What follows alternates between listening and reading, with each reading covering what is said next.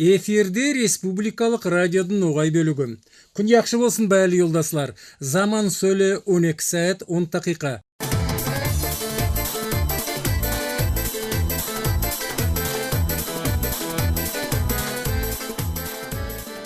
Басылаймыз игіліктің жолында деп аталған bizim радио беруімізді.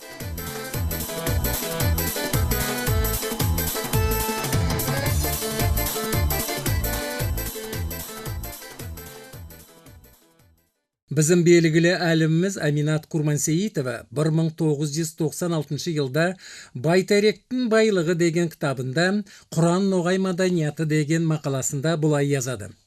Bizim заманымызда Құранды тек дінмен байланыстырамыз.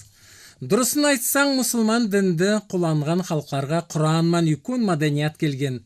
Мұхаммед Байхамар заманында әрбір мұсылман оның уазларын ятлап үйренген деп бұрынғылар айтадылар. Мұхаммед Байхамар өлгеннен соң уазлары мұтылы бариатыр деп сол заманда толы қол язбаларды жиып бір кітап yazғандар. Бізге сол yazу Құран деген аттан белгілі. Сол заманда арапыларда оқымыслы адамдар аз болған. Ең бірінші мұсылмандар Құранды ана тілінде оқымаға шалысып көп мектеплер ашқанар. Соның үшін ислам бірге араплардың тілі, әліппесі, мектеп медреселері мұсылман қыраларға яйылған.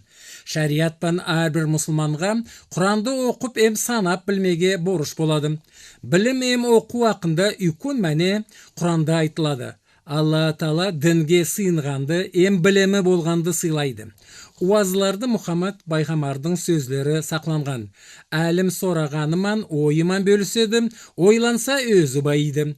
Араплар есапқа, бөтен бек алгебраға, философияға үкон есеткендер. Бек көп кітаплар грек, индосирия тіллерінде көшіріп, өзлеріне ілімі әдебият түзгендер. Евклидтің трактатын бір yorыққа 3 тілмаш көшірген. Қысқа заманның ішінде арапларға ілімі әдебият Грециядан көшеді, халиф Маумунның заманда араплардың ілмілері өрленіп, бәрі мұсылман халқларға да яйылып кетеді.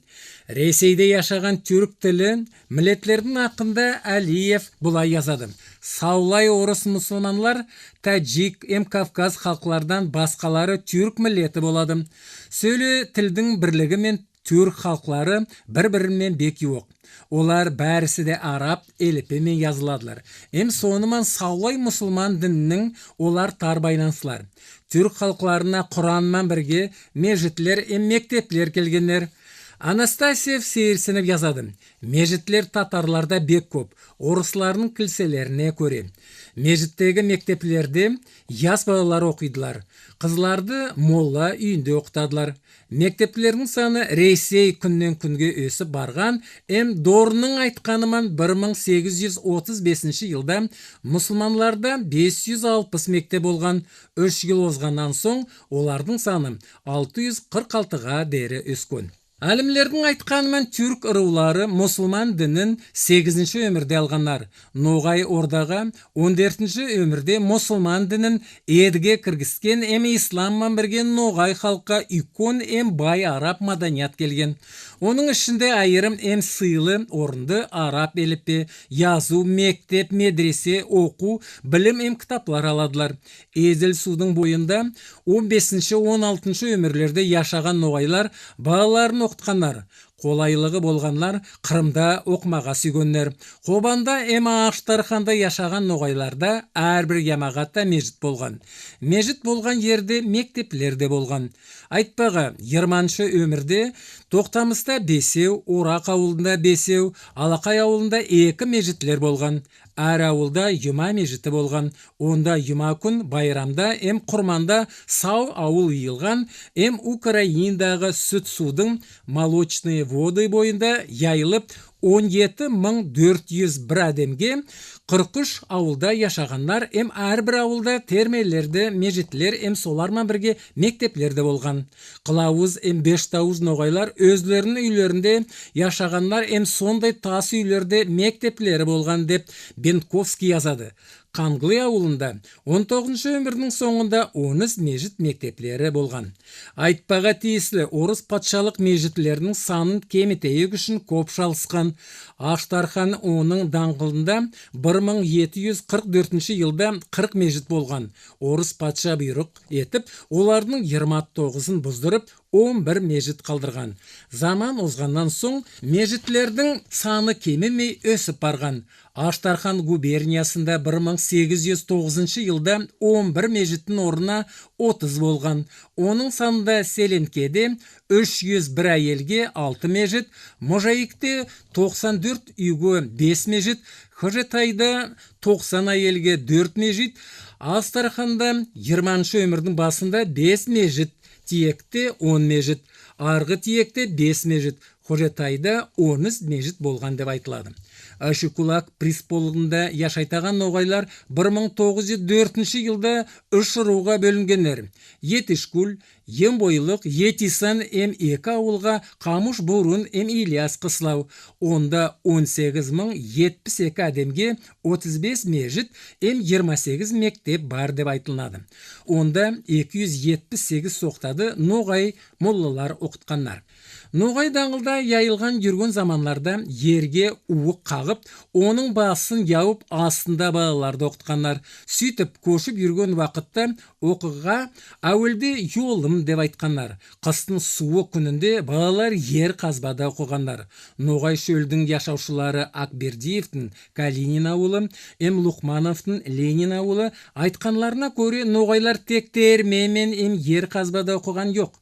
Шөлде межитлер де, мектеплер де салынғанар, эм 20 өмірдің басында Алаш мектеп, Маштақ күйі мектеп, күн шырақтағы мектеп белгілі болғанар. Ноғай халық қайда яшаса да әр заманда я киізден, я ағаштан, я тастан салынған межитлер эм мектеплері болған. Мұсылман діннің шартымен әрбір ноғайға өзінің баласын оқытпаға борыш болған. Шөлдегі ноғайлардың ақында Фарфаровский бұлай yazған. Яс бала туғанлай атасына ұлын араб yazуына үйретпеге борыш болады. Неге десең, олардың дін кітаплары араб тілінде yazылған. Қызлар 10-11 ясында, яслар 7-8 ясында оқып бастағандар. Ноғайлардың әуелде мектеплері көп болған. Георгий шатлайды. Аштархан ноғайларында 18-ші өмірде әрі школалармен 15 межит болған. Таврия губерниясында болса, ноғай әдебиятының тілі өрленіп барады. Ертеден мұнда істейтаған училищелер оға себеп болады. Ноғай шөлде 1812 жылда орыс-француз қауғада болған ноғайлардың ақында хабар йиған Павлов бұлай yazады. Ноғайлар балаларына араб тілінде yazып, эм оқып үйретеділер. Ноғайлардың 18-19 өмірлерде араб әліпелері құланған, эм балаларын мектеплерде оқытқанлар деп Кужелевада беркітеді. Мұсылман қыраллар араб әліпесін құланып, өзлерінің язуларын кел бақлағанар. Ноғайлар 14-15 өмірлерде араб әліпесін алсалар да, Клапраттың айтуымен 18 өмірге дейін оның ұйғар язуымен бірге құланғанар. Араб әріплерге ноғайлар мұсылман әліпеде айтқанар. Сөйтіп араб язуын ислам дінімен келгенін белгілегеннер. Етіспеген ауазларды араб әріплерге ноқат қосып әліппеге кіргізгендер. Әрбір әріптің өзінің аты болған. Айтпаға Қ әріпке қаты кепте қап деп, юмсақ кепте кеп деп айтқандар. Әріп әліппеде болған тамғалардың орысша айтсаң декретические знаки ноғай тілінде атлары бар. Сукун, секин, таштит, төшін, фатха, үсті, кәсіра, асты, дамма, түркін, үн.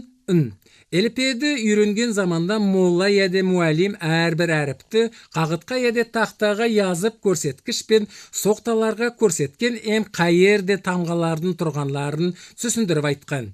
Әріпте жоқ. Б астында 1 ноқат, Т үстінде 2 ноқат, С үстінде 3 ноқат, Жим қойында 1 ноқат. Мектепте балалар тек Құран оқып үйренгенін жоқлар. Олар есапты, адабиятты, географияда оқығандар. Мұсылман мектеплерде оқу имам исламнан басланған. Онда араб әліпесімен бірге қысқасынан есапта болған. Ар заманда деріс уақ сабақлардан басланған. Балалар әліпеді үйренгенер ең соңында Құранды басынан соңына дейін оқығандар. Онда ноғайда Құран шыққан деп айтқанлар. Мектеплерде әру біліммен құтылғанлар, мұсылман дінмен кәршіге еклер, яде білім алмаға шалысқанлар медресе оқымаға сүйгенлер. Мұсылманлар жоғары оқуды медреседе алғанлар. Медреседе тек мешітте болмай, өз алдына меканы болғанлар да бар еді. Онда қолайлы болғанлардың балалары оқығанлар. Бұл жерде айтпаға тиесілі. Оқымаға көткен ярылар да медресеге түсіп, үйкөн білім құтылғанлар да болған.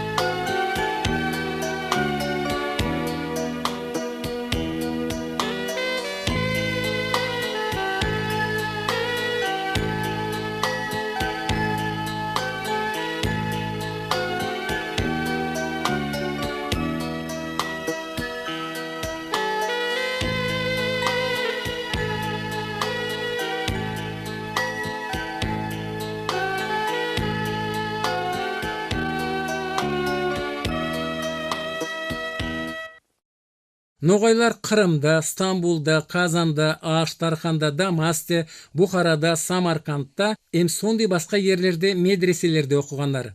Белгілі ноғай әлем жазушы Абдурахман Умеров, профессор Булат Салиев, Мухаммед Зариф Алиев, Шигабуддин Марджанидың Мухаммадия деген белгілі медресесінде оқығандар. Абдулхамид Құрмансейітов Қырымда, Керим Ходжаевтың, Абдурахман Умеровтың, Абдурахман Алиевтің, Исхақ Ходжаевтың, Мухаммед Рахимовтың ұллары Стамбулда, Ажбекбер Жемакулов, Өмірбек Керимов, Керим Нурманбетов Дагестанда оқығандар. Ноғайлар ян-яқта оқығандар, оқымыслы білімлі әдемлердің саны да аз болған жоқ. Заман olsa да олардың атлары халықтың есінде сақланғандар. Ян Мырза Қажаевтың ол Тереклі мектеп ауылынан айтуыман шөлде белгілі болған Зарманбеттің медресесі. Ол Тереклі мектепте үй ысылап, соқталарды оқытқан. Оның қолында оқығанларының ішінде халықта сыйман қазанған Қазманбет әпенді, Кукоев Баймұрза әпенді, Таңатар әпенді, Эреділ әпенді, сондай басқалар. Петербургта 1888 жылда Молла Садық медресе ашқан.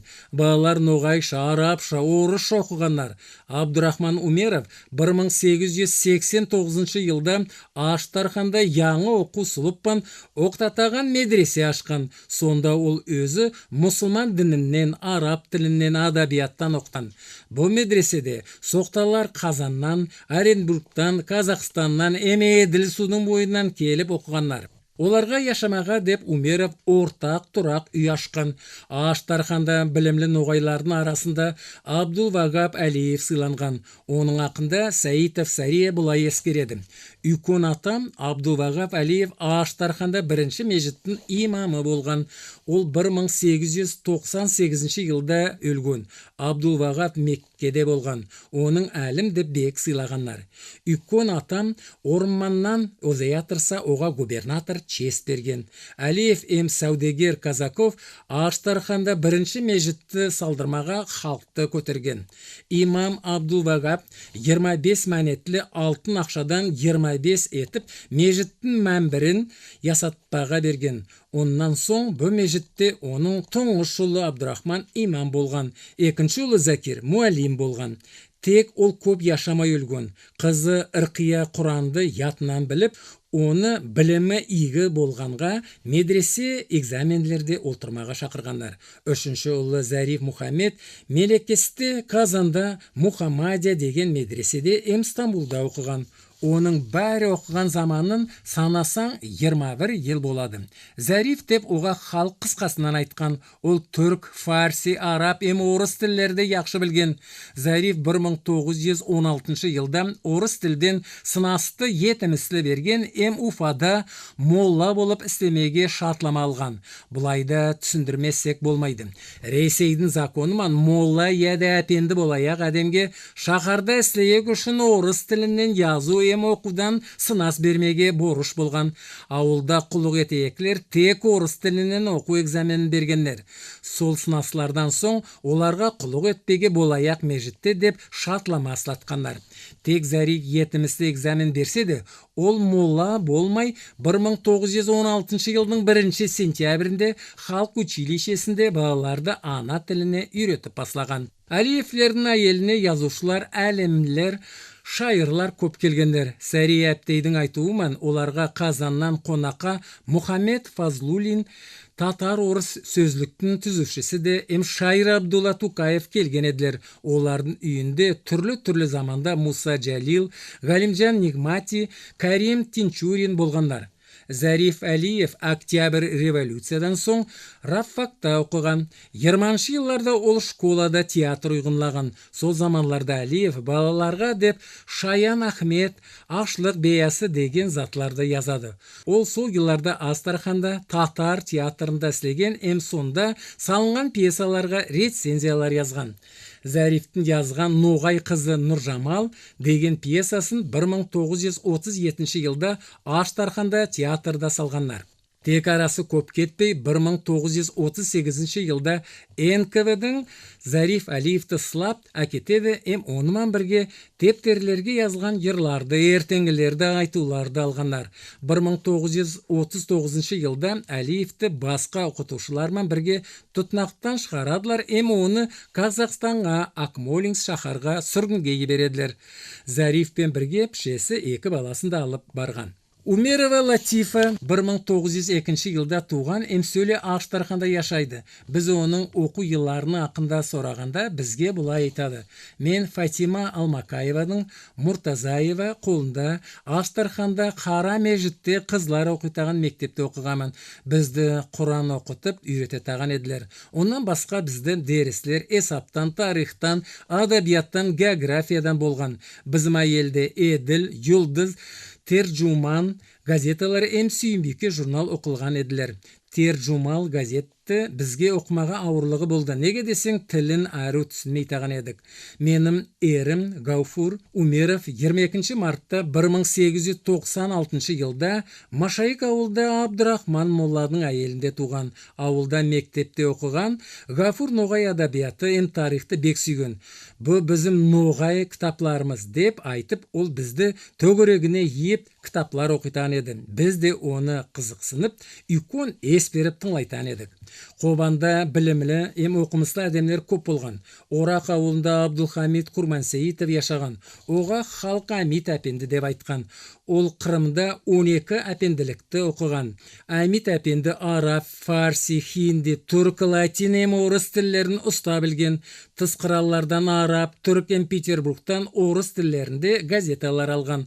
Оның үйкон библиотекасы болған. Абдулхамид Курмансеитов әжілікке Кабеге барып, шалма шалып әжі болған. Әмит әпендідің өзінің межіті өз алдына мектебі бар еді. Ол әдемлерге емлеген. Оның библиотекасында Авиценнаның кітабынан басқа фармакологиядан да кітаплар болған. Атам айтатаған едім.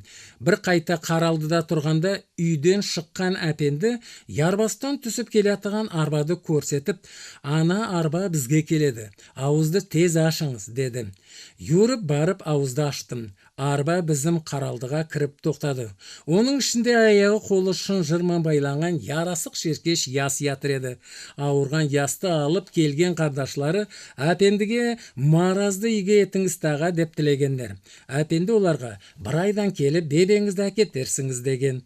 Айтқанында олар бір айдан бізге тағы да келділер. Ауырған яс сап-сау болып Қаралдыда жүреді. Қардашлары сүйініп оны алып кеткендер.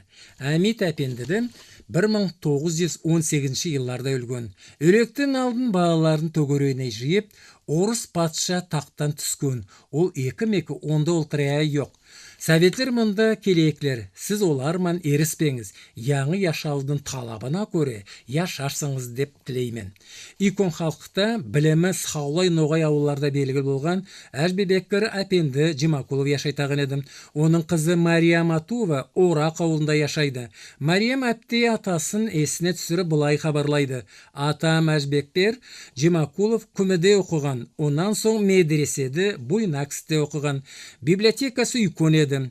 Құраннан басқа онда географиядан, адабияттан, тарихтан, медицинадан басқа затлардан кітаплары көп еді. Ол арабша, түркше, латинше, орысша оқып yazып білген. Менің атамның жазған рецензияларымен әдемлер аптекаға барып дәрі еттіріп алатаған еділер. Ол yazлықта өлен жиып, кептіріп маразларды қараған.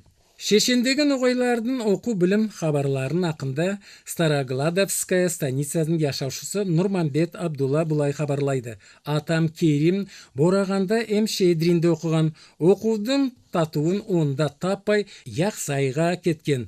Оқу хаққа ел сайын бір тана беріп оқыған. Көп оқыған, білімі ноғайлар Сауды Аравияға барғанда экскурсоводтың яңылысларын шығарып, оларды сөткен. Ноғайлар тек медреседе оқып қалмағандар. Олар өздері де ат қазанған айтулы белгілі медреселерде оқытқандар. Сөз үшін Мазған Мұртазаев Бағдаттағы, Стамбулдағы, Дамастағы, Орта Азиядағы медреселерде белгілі муалим болған. Абдурахман Умеров Қазанда айтулы Мухаммадия Эмбулат Салиев Галия, Уфа деген медреселерде оқытқандар. Мұсылман оқуын құтылғанлар араб, перс, түрк, хинді тілінде сөйлеп, оқып yazып білгендер.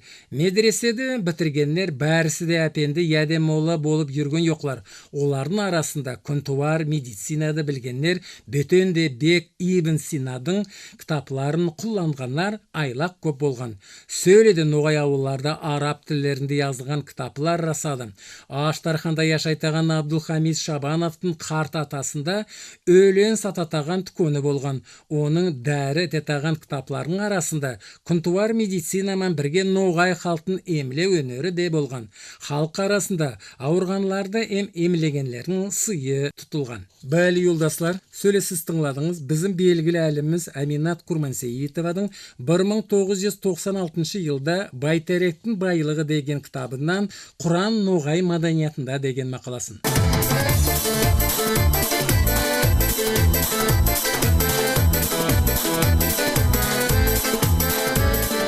Бәлі ұлысылар, сонымен біздің буынғы радио беруіміз соңына келді.